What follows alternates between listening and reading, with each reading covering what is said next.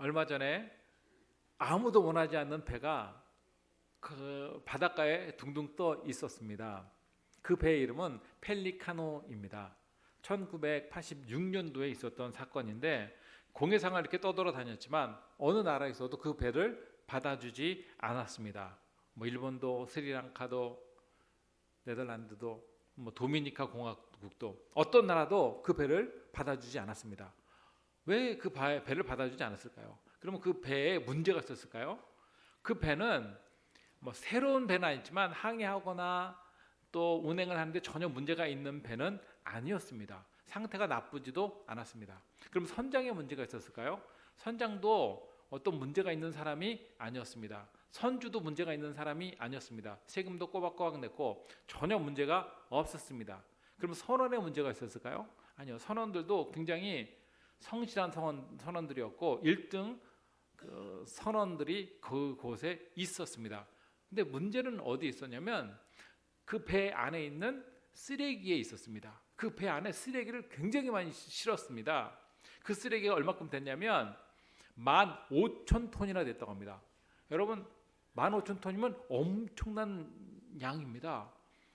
그럼 왜 이 배에 그렇게 많은 쓰레기가 담기게 되었을까요? 그 이유가 있었는데 1986년도에 미국의 필라델피아가 있는데 그 필라델피아 주에서 그 공무원들이요 파업을 했습니다. 그러니까 미국은 공무원도 파업을 하나 봐요. 그래가지고 1년 동안 있었던 그 쓰레기를 처리를 해야 되는데 그 쓰레기를 처리할 수가 없이 쌓이게 되었습니다. 그게 쌓이게 되었는데 이것을 어떻게 처리할까 해가지고 옆에 있는 주에 좀 부탁을 했는데 옆에 있는 주들도 다 쓰레기 문제 때문에 골몰을 앓고 있었기 때문에 그 많은 쓰레기를 다 받을 수가 없었던 것이었어요. 그래서 그 쓰레기를 어떻게 할까 생각하다가 외국에 팔아버리자 이 생각을 한 것입니다. 그래서 그 배에 있던 선주가 이걸 통해서 내가 큰 돈을 벌 수 있겠구나 생각을 하고 그 쓰레기를 전부 다 소각을 시켰습니다. 그래서 다 태운 거예요. 근데 그 태운 양도 얼마나 많은지 그 태운 양만 해도 15,000톤이 된 거예요. 그 많은 그 쓰레기를 그 배에 싣고 이제 우리가 돈을 많이 줄 테니까 이 나라에서 이 쓰레기를 받아줘라 하면 그 나라가 돈이 필요한 나라도 많지 않습니까? 어려운 나라도 많으니까 그걸 받아줄 것이라고 생각했는데 의외로 어느 나라에서도 그 배에 있는 쓰레기를 받아주지 않았습니다. 사실 그 많은 쓰레기를 다 소각시켰지만 그 안에 어떤 불순물이 있는지 무슨 물이 있는지 어느 누구도 알 수가 없었습니다. 그러니까 나라에서 양도 많고 불안하니까 그것을 어느 나라도 받아주지 않고 공해상에서 떠돌다가 몇 년 동안 지내게 되는 그런 사건이 있었다고 합니다. 여러분 그렇습니다. 우리 마음도 마찬가지입니다. 우리 마음에 무엇이 있느냐가 중요합니다. 쓰레기가 있으면 악취가 나게 돼 있고 어느 누구도 쓰레기 악취 나는 사람과 함께 하려고 하지 않습니다. 마음에 악취가 나는 사람이 주변에 있으면 그 주변에 있는 사람들이 괴롭게 마련입니다. 근데 사람은요 자기 마음을 돌이켜 볼 수 있어야 합니다. 그 안에 무엇이 있는지, 내 마음이 정결한지, 내 마음이 더러운지, 쓰레기가 있는지 쓰레기가 없는지. 근데 문제는 뭐냐면 보통 냄새 나는 사람은요 자기 몸에서 나는 냄새를 자기가 알까요 모를까요? 몰라요. 주위에 있는 사람만 힘든 거예요. 마음에 쓰레기가 있는 사람도 마찬가지입니다. 자기 자신이 쓰레기가 있는지 영적으로 통찰하지 않으면 전혀 알 수가 없습니다. 그 영적인 눈으로 우리 마음이 어떤지를 바라볼 수 있어야 합니다. 여러분 가인 같은 경우는 그 마음이 분노가 있었습니다. 분노라는 쓰레기가 있었어요. 그렇기 때문에 어떤 일을 저질렀어요? 동생을 죽인 거예요. 하나님께 둘 다 제사를 드렸는데 하나님께서 아벨의 제사는 받으시고 가인의 제사를 받지 아니하셨습니다. 그래서 그 마음이 어떻게 된 거예요? 미움과 분노로 변화되었고 그래서 동생을 쳐 죽이게 된 겁니다. 그 마음에 쓰레기가 있는 것과 마찬가지예요. 그래서 우리 마음이 정결해야 합니다. 여러분 마리아와 마르다 사건도 아시지 않습니까? 마리아는 주님의 말씀을 열심히 들었는데 마르다는 음식 한다고 열심히 막 했었어요. 근데 그 앉아가지고 자기는 힘들게 일하고 있는데 옆에서 말씀만 듣고 있는 동생이 얄미워가지고 예수님께 마르다에게 좀 나 일하는 것 좀 도와달라고 했는데 예수님께서 뭐라고 말씀하셨어요? 말씀을 듣는 것이 더 복이 있다 말씀하신 거예요. 여러분 그렇습니다. 비교할 때 마음이요 쓰레기 같은 것이 생길 수 있습니다. 여러분 마음이 중요합니다. 마음이 정결한 것이 중요합니다. 그래서 우리가 마음이 정결한지 우리 마음이 무엇으로 가득 차 있는지 우리 마음에 기쁨이 있는지 은혜가 있는지 그것을 살펴볼 줄 알아야 합니다. 그래서 우리 주님은요, 우리에게 깨끗하기를 원하세요. 마음이 깨끗한 것을 굉장히 귀하게 여기십니다. 그래서 우리가 우리 마음이 어떤지, 정결한지 정결하지 않은지, 우리 마음 상태가 어떤지를 늘 살펴보는 것이 참 중요합니다.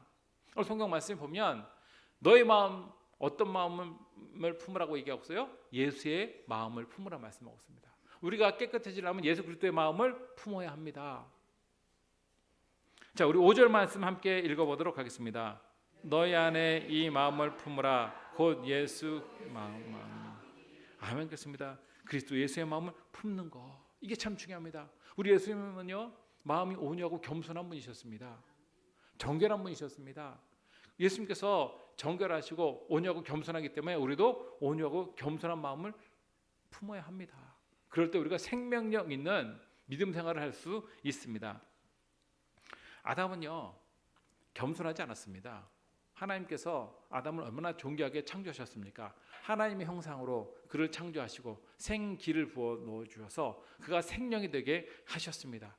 하나님께서 그에게 큰 축복을 주시고 에덴 동산도 주셔서 거기서 참 행복하고 기쁨이 있게 살게 됐는데, 그럼에도 불구하고 이 아담이요, 교만해졌습니다. 누구와 같이 되려고 했습니까? 하나님 같이 되려고 했어요. 그 마음에 교만이 있으면 그렇게 되는 거예요. 사람은 사람입니다. 하나님처럼 될 수가 없어요. 그럼에도 불구하고 그가 하나님처럼 되려고 했다가 어떻게 됐습니까? 오히려 타락하게 되었습니다.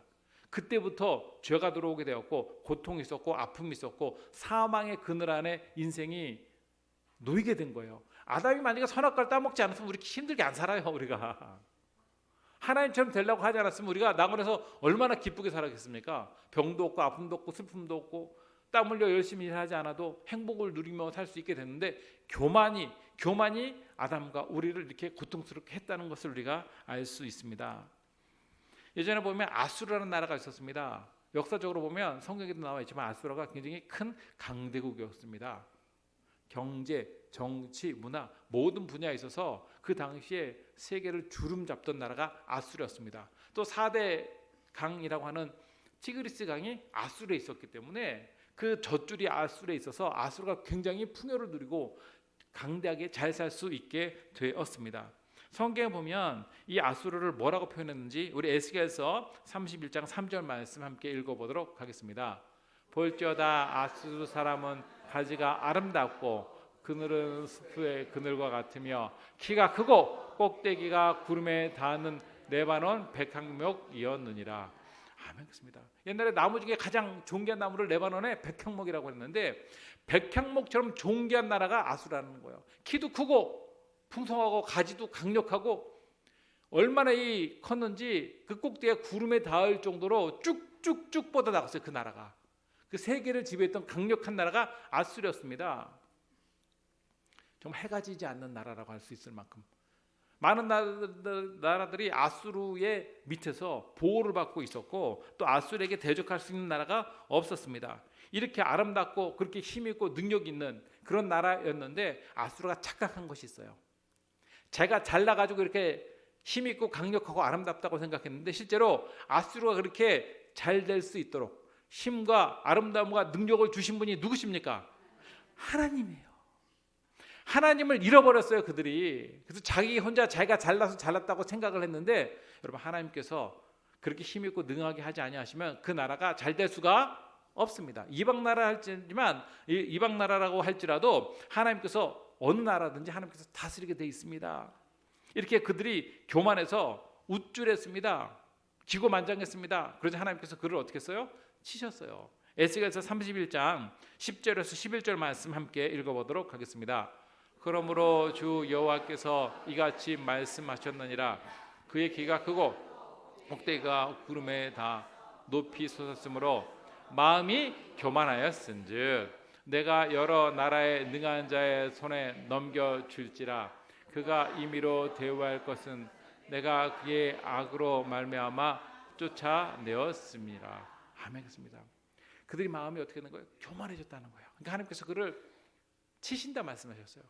그래서 아수르가 바벨론에게 멸망을 당하게 되었습니다. 더 강력한 나라 바벨론이 나오게 된 거예요. 메대와 바사 그 두 나라가 이 나라를 쳐서 이 나라가 완전히 소멸하게 되었습니다. 아주 끝장이 나버렸어요. 그러니까 교만은 패망의 선봉이요 넘어짐의 앞잡이라고 했습니다. 교만하지 말아야 되는데 이들이 교만한 거예요. 그래서 항상 사람은요 잘 될 때 조심해야 합니다. 교만하지 않도록. 근데 조금만 잘 되면 기고만장하는 경우가 참 많습니다. 예수 믿는 사람은 그렇게 하지 말아야 돼요. 내가 잘 된 것도 누구의 은혜입니까? 하나님의 은혜요. 잘난 것도 하나님의 은혜고 잘 되는 것도 하나님의 은혜라는 것을 항상 생각해야 합니다. 실제로 영광은 누가 받으셔야 합니까? 하나님께서 받으셔야 되는데 교만이라는 건 뭐냐면 그 하나님의 영광을 자기가 탈취하는 거예요. 자기 거 삼는 겁니다. 이렇게 아수르는 교만했지만 우리 예수님은 그와 달리 겸손한 분이셨습니다. 예수님은 가장 높고 존귀하신 분이시죠. 만왕의 왕이심에도 불구하고 자기를 낮추셨습니다. 종의 형체를 입고 이 땅에 오신 분이 우리 예수님이십니다. 그래서 자기를 비운 거예요. 자기 비운 것. 여러분 자기 비우는 것이 굉장히 중요합니다. 역사에 보면 징기스칸이라는 위대한 또 명장이 나타났죠. 그래서 몽골이 아주 크게 되었는데 여러분 징기스칸의 뭐 여러 가지 업적이 있지만 그 중에 하나가 이 징기스칸은요 협력을 굉장히 잘했다고 합니다. 그래서 많은 사람들 자기 휴하에 들 수 있었었는데 그렇게 할 수 있었던 이유가 있었다고 합니다. 나는 이내 장막을 쳐서 겉으로는 피우지 않는다고 얘기했습니다. 그래서 일반 군인도 징기스칸을 그냥 징기스칸이라고 부르겠다는 거예요. 여러분 대왕을 황제를 그냥 자기 이름 부를 수 있습니까? 그럴 수 없는데도 불구하고 징기스칸은 그냥 칸이라고 그러면 끝나게 했어요. 굉장한 거죠. 심지어 자기를 죽이라고 활을 쏘는 사람들도 자기와 손을 잡으면 함께 대업을 이루는데 동참하게 했답니다. 포로들도 그 중에서 추려가지고 자기와 함께 하겠다는 사람은 함께 대업을 이루는데 함께 일을 감당했다고 합니다. 그래서 많은 사람들이 그를 추종하게 되었고 그 힘으로 세계를 정복할 수 있게 되었다고 합니다. 여러분 그렇습니다. 그가 이렇게 세계를 정복할 수 있었던 그 이유는 대왕임에도 불구하고 거드름을 피우지 않고 사람들과 연합할 수 있었기 때문에 그런 겁니다. 여러분 이렇게 연합하려면 반드시 필요한 것이 있는데 그것이 바로 뭐냐면 자기를 내려놓는 거예요. 자기를 비워야지 대업을 이룰 수 있지 자기를 비우지 않고 모든 사람과 함께 할 수는 없습니다. 그러니까 징기스칸도 그렇게 높은 위치에 있음에도 불구하고 자기를 비울 줄 아는 사람이었던 것을 우리가 알 수 있습니다. 그러나 징기스칸보다 자신을 너무나도 낮게 내려놓은 분이 바로 예수님이십니다. 성경에 보니까 근본 하나님의 본체시나 여러분 예수님이 근본 어떤 분이에요? 하나님의 본체세요. 가장 높고 영화로운 분이십니다. 예수님보다도 높은 분이 없다는 거예요. 하나님의 본체시기 때문에. 그런데 종의 형체를 입고 이 땅에 오셨다는 거예요. 여기서 보면 형체라는 것은 뭘 말하냐면 틀을 말합니다. 틀. 종의 틀을 입고 이 땅에 오신 거예요. 근데 예수님께서 종의 겉모습만 비스무리하게 틀을만 입고 오신 분이 아니에요. 근본적으로 종과 같은 낮은 자리에 오신 분이 예수님이십니다. 예수님은 실제로 왕궁의 황태자로 태어나도 낮아지신 거예요. 그것도 낮은 거예요. 사실 예수님의 위치에 보면. 근데 그럼에도 불구하고 가장 낮고 천한 베들레헴 정말 예수님을 놀 데가 없어서 말구에 놓으신 그 낮은 자리에 오신 겁니다. 왜요? 낮은 자를 구원하시고 우리의 연약함을 도말하기 위해서 그렇게 하신 거예요. 또 우리 인간과 같이 연약함에 동참하셨습니다. 시간과 공간의 제약을 받지 않는 신임에도 불구하고 시간과 공간의 제약을 받고 이 땅에 오셔서 우리 인간의 슬픔과 아픔과 고통을 다 몸으로 다 직접 체휼하신 분이 우리 예수님이십니다. 그것이 바로 예수님이 낮아지시고 자기를 비웠기 때문에 그렇게 할 수 있는 거예요. 이것이 바로 겸손입니다. 이렇게 예수님은 겸손하셨지만 낮은 자의 모습으로 오셨지만 그럼에도 불구하고 우리가 다른 것이 하나 있습니다. 죄는 없는 분이에요. 예수님은 죄는 없으신 분이에요. 낮아지셨지만.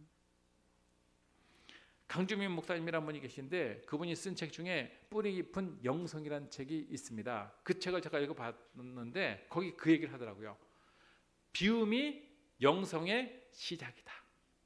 영성 시작이 뭐라는 거예요? 비우는 거예요. 뭐 채우고 갖고 소유하고 그게 아니에요. 뭐 한다고요? 먼저 비워야 한다는 거예요. 비우지 않고 채울 수 없어요. 세상의 것을 포기하고 비워야 합니다. 나의 것을 비워야 합니다. 육의 것을 비워야 돼요. 그러지 않고 채울 수 없습니다. 비움이 중요한 거예요. 아브라함 같은 경우 하나님께서 뭐라고 말씀하셨냐면 그를 부르시고 내 본토 친척 아비 집을 떠나 내가 지시하는 곳으로 가라 말씀하셨어요. 이게 비움의 첫 훈련입니다. 너 갖고 있는 모든 기득권 내려놓고 내가 지시하는 곳으로 가라는 거예요. 나중에는 더 크게 비우라고 말씀하셨는데 뭐냐면 너가 정말 아끼는 아들, 눈에 넣어도 아프지 않은 아들 그 이삭을 나에게 바치라 말씀하셨어요. 그것도 뭐예요? 비우라는 거예요. 비우라는 겁니다. 비우라는 거. 가장 귀한 거 내놓으라는 거예요. 근데 여러분 하나님께서 그 이삭을 데리고 가고 싶어서 그런 거예요? 아니에요. 죽게 만들지 않으셨습니다. 얼마큼까 비우는지를 시험하신 거예요. 그런 과정을 통해서 믿음의 조상이 되는 것이지 그렇지 않고 믿음의 조상이 될 수 없습니다. 하나님께서 때로 우리에게 비우게 하십니다. 내려놓게 하세요.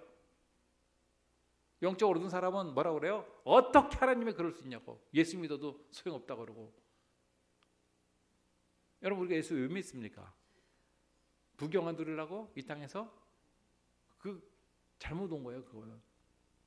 우리는 모습 비워야 합니다. 비워야 하는 것이 중요합니다. 모세도 마찬가지예요. 모세가 어떤 인생을 살았습니까? 우리 히브리서 11장 24절에서 26절 말씀 함께 읽어보도록 하겠습니다. 믿음으로 모세는 장성하여 바로의 공주의 아들이라 칭함받기를 거절하고 도리어 하나님의 백성과 함께 고난받기를 잠시 죄의 낙을 누리는 것보다 더 좋아하고 그리스도를 위하여 받은 수모를 애굽의 모든 보화보다 더 큰 재물로 여겼으니 이는 상 주심을 바라봅니다. 아멘. 그렇습니다. 모세는 이런 인생을 살았어요. 바로의 공주의 아들이라는 이름을 거절했습니다. 애굽에서 왕자로서 부귀영화 누리는 것을 거절하고 오히려 그 백성들과 함께 고난받는 것을 더 기쁘게 여긴 거예요. 고난받는 것을. 애굽의 모든 보화보다 더 큰 재물로 이 수모 받는 것을 더 귀하게 여겼는데 그 이유가 있어요. 왜요? 상 주심을 바라봅니다. 여기서 말하는 상이 뭐예요? 하나님 나라의 상급이 이 땅에서 잘 먹고 잘 사는 것이 아니에요. 이 땅에서 잘 먹고 잘 살려면 수모를 받고 백성들과 함께 고난을 받을 필요가 없습니다. 근데 기독교가 요즘에 잘못돼가지고 잘못된 길로 가는 경우가 너무 많아요. 부귀영화를 위해서 예수 믿게 되고. 여러분 그 예수 믿는 것 맞습니까? 우리 예수님 바라보고 믿음으로 나가는 삶을 사는 것이지 재물 바라보고 사는 것이 아니에요. 그러나 우리에게 이 세상과 비교할 수 없는 더 큰 세계와 더 큰 상급과 더 큰 나라와 더 큰 것이 분명히 있습니다. 더 큰 영적인 세계가 있어요. 그러니까 모세는 그걸 바라볼 수 있는 영적 눈이 있었던 겁니다. 우리도 이것을 바라봐야 돼요. 여러분 이것이 비움이고 여러분 비우지 않고 영원한 나라를 추구할 수 없습니다. 그럼 우리는 어떻게 비워야 할까요? 우리 갈라디아서 2장 20절 말씀 함께 읽어보도록 하겠습니다. 내가 그리스도와 함께 십자가에 못 박혔나니 그런즉 이제는 내가 사는 것이 아니요 오직 내 안에 그리스도께서 사시는 것이라. 이제 내가 육체 가운데 사는 것은 나를 사랑하사 나를 위하여 자기를 버리신 하나님의 아들을 믿는 믿음 안에서 사는 것이라. 아멘. 그렇습니다. 나를 비운다는 것은 나와 함께 예수 그리스도가 함께 십자가 못 박히는 거예요.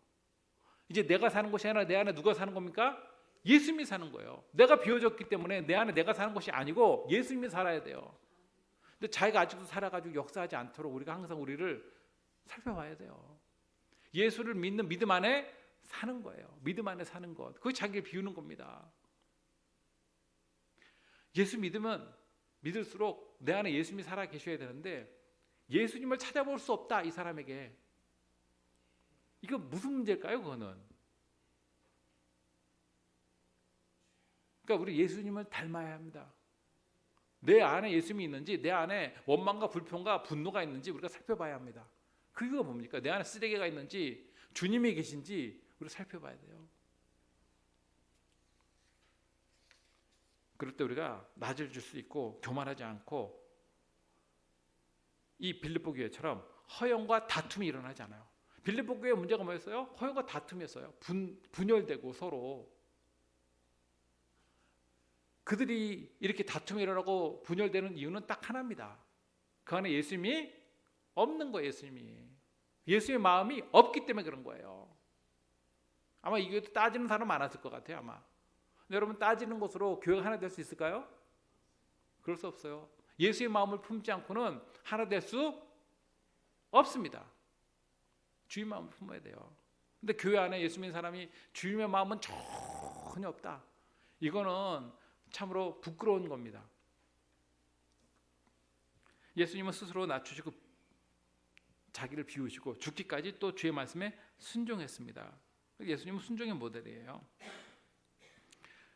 옛날에는 전쟁터에 나갈 때 말이 있으면 굉장히 유리했습니다. 그래서 말이 얼마큼 많이 있는 것이 얼마나 많이 있냐가 중요했습니다.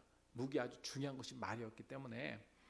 근데 여러분, 말은요, 한번 꺾이지 않으면 아무리 그 말이 빠르고 힘이 좋다 할지라도 전쟁에 나갈 수가 없습니다.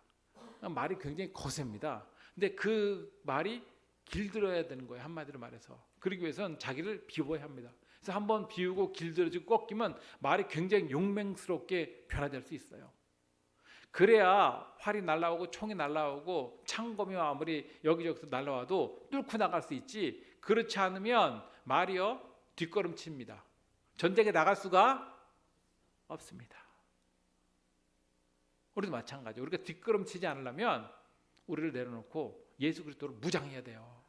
우리가 전진하며 나갈 수 있지, 그렇지 않고 우리가 나갈 수 없습니다. 자, 우리 갑시다, 주를 향해 갑시다 하면 딴청하는 경우, 밥 먹으러 갑시다 이게 아니라 주를 향해 갑시다 해야 돼요. 우리가.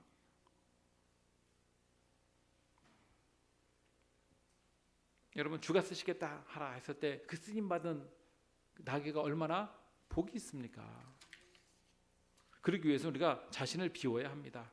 예수님은 자기를 비웠고 하나님 말씀에 순종했고, 신종뿐만 아니라 성경 보니까 복종하셨다까지 말씀하고 있습니다. 그래서 어디까지 가냐면 십자가에 죽으십니다. 자기를 내어놓으신 거예요. 예수님께서 완전히 내려놓으신 겁니다.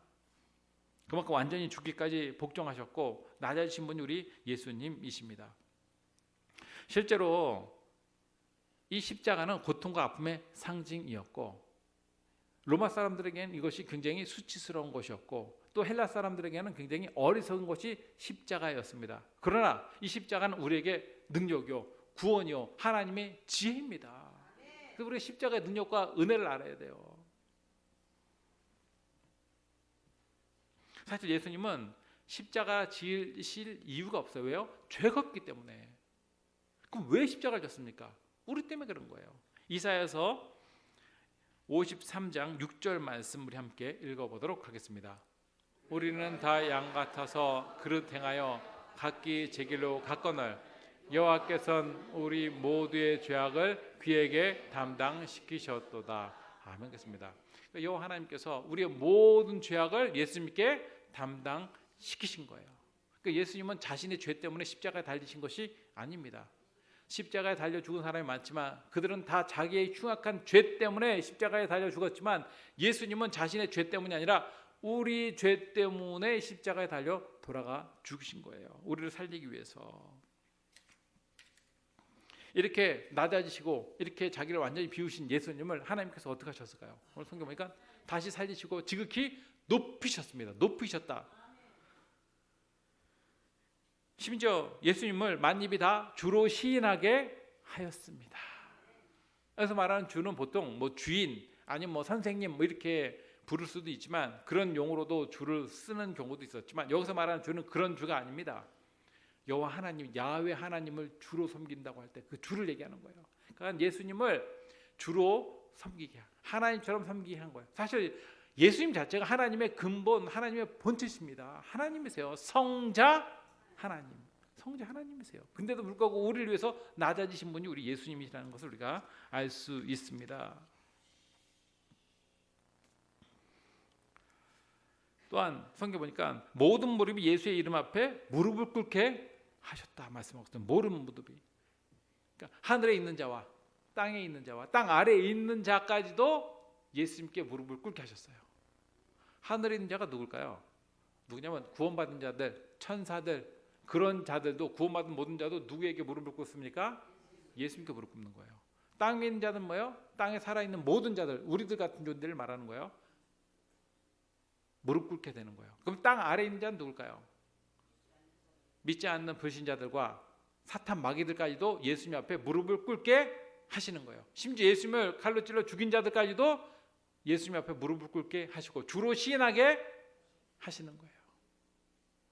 이전엔 예수님을 몰라보고 예수님을 능욕하고 예수님을 굉장히 하찮게 여겼던 자들, 무시했던 그 자들이 예수님을 주로 고백하고 그 앞에 무릎 꿇게 하신다는 거예요. 여러분, 무릎 꿇는다는 것은 또 예배의 동작을 또 의미하기도 합니다. 모든 자들이 예수님을 예배하는 그날이 온다는 거예요. 안 할 수 없이 무서워서. 그만큼 예수님을 하나님께서 높이신다는 것을 알 수 있습니다. 실제로 예수님께서 뭐라고 말씀하셨냐면 나를 보는 자는 아버지를 보았다 이거죠. 그러니까 예수님 보면 하나님을 본 거예요. 왜요? 예수님이 하나님의 근본 본체시기 때문에 그런 거예요. 그만큼 예수님은 높고 위대하신 분이십니다. 예수님은 이렇게 사망을 이기시고 무덤의 권세를 이기시고 부활하시고 우리에게 영원한 생명을 주신 분이 우리 예수님이십니다. 이제 나중에 예수님께서 재림할 때가 되면 종의 형체를 완전히 벗어버리고 만왕의 왕이요 만주의 주로 영광스러운 모습으로 오시는 날이 반드시 있을 것입니다. 그때가 되면 어느 누구도 예수님을 거역하거나 부인할 수 없는 날이 오게 될 것입니다. 예수님은 최고의 통치자십니다. 가장 높으신 분이십니다. 그래서 우리가 항상 주님을 의지하고 주의 이름을 부르고 주님께 나가야 합니다. 주의 이름을 부르는 자는 구원을 얻으리로다. 주의 이름을 항상 부르고 주의 이름으로 나가는 삶을 살아야 합니다. 이 세상이 얼마나 험하고 어렵습니까? 그때도 주님을 잃어버리지 말고 주님과 함께하는 삶을 살아야 합니다. 주님만이 우리를 흑암의 권세에서 승리케 하시고 우리를 구원하시고 우리를 능하게 하실 분이 우리 예수님이십니다. 그래서 예수님이 우리 삶의 모델이 되시고 모범을 보여주셨기 때문에 우리도 예수님을 닮는 삶을 살아야 합니다. 주의 마음을 닮아가야 돼요. 여러분, 교회가 힘이 없고 능력이 없는 이유가 뭘까요? 사람의 숫자가 적어서 힘이 없고 능력이 없을까요? 사람 많은 교회도 많던데요. 보면 제대로 된 성도가 별로 없어서 그런 거예요. 제대로 된 성도가 많아야 합니다. 수만 명, 수십만 명 있어도 제대로 된 성도가 없으면 그 교회는 생명력 없는 교회예요. 엉터리 교회가 되지 않도록 하기 위해서는 예수님 닮는 자들이 나와야 돼요. 우리가 다 예수님을 닮아야 합니다. 이건 선택사항이 아니에요. 10만 개 불량품을 찍어내봐도 제대로 된 거 없으면 그거 뭐예요? 불량품 쓰레기밖에 안 되는 겁니다. 숫자 너무 좋아하는데 요즘에 물량주의에 빠져가지고 숫자를 중요시 여기는데 숫자가 중요합니까? 하나님께서 숫자를 보실까요? 아니면 그 한 영혼 한 영혼으로 보실까요? 한 영혼 보는 거예요. 그래서 우리가 제대로 된 그리스도인이 되어야 합니다. 예수님 닮아가는 불량품이 아니라 합격품이 될 수 있도록, 그럴 때 교회가 힘이 있고 능력이 있는 교회가 될 수 있어요. 성경 보면 초대교회 성도들 많았을까요? 아니, 소그룹에서 다 시작한 거예요. 그럼에도 불구하고 놀라운 역사가 나타났습니다. 대형교회는 현대 와서 이루어진 것이지 예전에는 대형교회가 없었어요, 사실은.